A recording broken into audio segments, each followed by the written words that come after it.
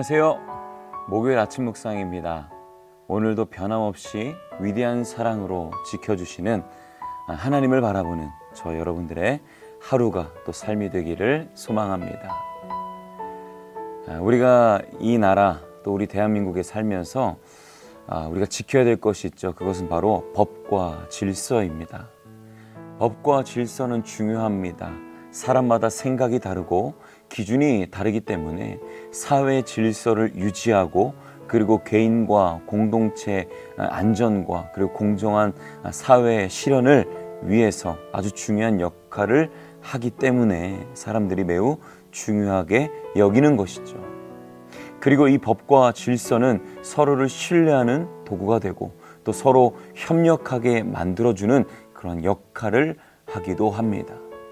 그래서 우리는 대한민국에 소속된 국민으로서 우리나라의 법과 질서 안에서 함께 조화를 이루며 살아가게 되는 것이죠.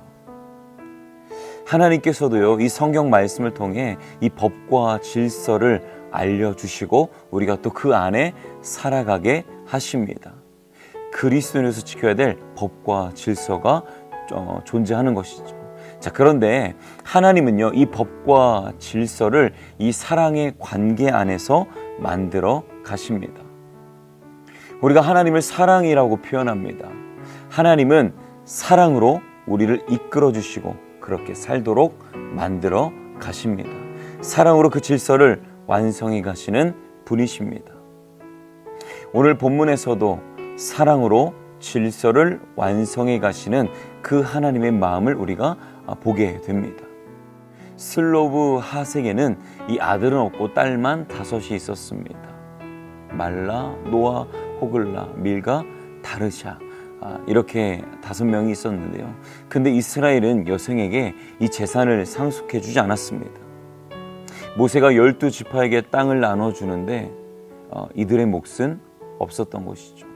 그래서 이 3절과 4절 말씀을 통해 이렇게 호소합니다. 우리 아버지가 광야에서 죽었으나 여호와를 거슬러 모인 고라에 무리에 들지 아니하고 자기 죄로 죽었고 아들이 없나이다. 어찌하여 아들이 없다고 우리 아버지의 이름이 그 종족 중에서 삭제되리까? 우리 아버지의 형제 중에서 우리에게 기업을 주소서 하매. 그러니까 이들이 보호받을 만한 어떤 법적인 장치가 마련되지 않았다라는 거죠. 그래서 호소합니다. 그래서 말합니다. 단지 기업을 달라는 어떤 요청이 아닌 어쩌면 살려달라는 호소일 것입니다. 그리고 모세는 이들의 이야기를 듣고 하나님께 말씀드립니다. 그리고 사랑이신 하나님께서 사람을 살리는 선물과 같은 그런 법을 그들에게 이제 공포하시죠. 말씀하십니다.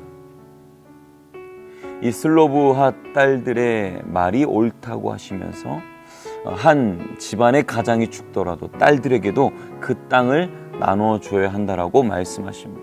또 딸이 없으면 그의 형제에게 나눠줘야 된다. 또 형제가 없으면 그의 친족들에게 나눠줘야 한다라고 말씀하십니다. 즉 새로운 법과 질서를 공포하시고 확립해 나가시는 거죠. 그리고 나서 11절 말씀을 통해서 이렇게 말씀하십니다. 나 여호와가 너 모세에게 명령한 대로 이스라엘 자손에게 판결의 규례가 되게 할지니라. 사람을 살리는 새로운 법을 선포하셨습니다. 온 땅의 주인 되신 하나님께서 새로운 질서를 사람들에게 공포하신 것이죠. 소외되고 힘도 없는 그들을 돌보시며 살리시려는 하나님의 마음. 근데 예수 그리스도 그러한 삶을 사셨습니다. 세대가 지났어도 시간이 지났어도 예수 그리스도는요, 소외된 자들을 찾고 그들과 호흡하며 그들을 살리셨고 또 그의 삶은 하나님이 소외되고 불합리한 그런 법으로 인해 무너진 자들을 살리셨음을 우리는 알고 있습니다. 실제로 예수님도 이 바리새인들과 서기관들로 인해서 생명을 살리셨음에도 불구하고 어떤 안식일 논쟁이라든지 그들이 가지고 있는 어떤 기준으로 예수님을 공격했습니다. 그러나 예수님은 이 땅에 오신 목적을 잃지 않으셨습니다. 오히려 분명하게 나타나셨고 정말 그 하나님의 사랑으로 오히려 그 율법을 완성해 나가셨죠. 사랑이라는 기준으로 예수님은 이 세상의 질서를 정리해 나가셨습니다. 사랑보다는 개인의 욕심에 눈이 멀어 하나님의 사랑을 보지 못하는 안타까운 그런 상을 우리가 혹간 보게 됩니다. 제가 묵상을 하다가도 정말 이러한 부분들이 눈에 띄는 거죠.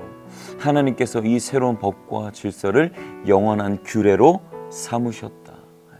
사람들은요, 자신이 유리하게 자신의 어떤 생존을 위해서 어떤 새로운 질서를 만들어 가려고 부단히 노력합니다. 변질되고 의도가 욕심으로 채워져 있지만, 그러나 영원하신 하나님, 사랑이신 하나님은요, 사랑을 통하여 한 생명을 살리기 위해서 정말 선한 이 법과 질서를 만들어 가시고 정돈해 나가신다라는 거죠. 의외로 하나님의 사랑을 잊고 지내는 분들이 많습니다. 그러나 하나님의 사랑을 우리가 기억해야 되는 이유는 무엇이냐면, 그 사랑이 위대하게 우리의 인생을 정돈해 나가셨다는 거죠. 여러분, 하나님의 사랑은요, 당연하지 않습니다. 하나님의 사랑은 세밀하고 위대하고 생명이 담겨져 있습니다. 사랑으로 잘못된 것을 바꾸시고 새롭게 만들어 가시는 분이십니다. 여러분, 그 결과가 바로 우리입니다.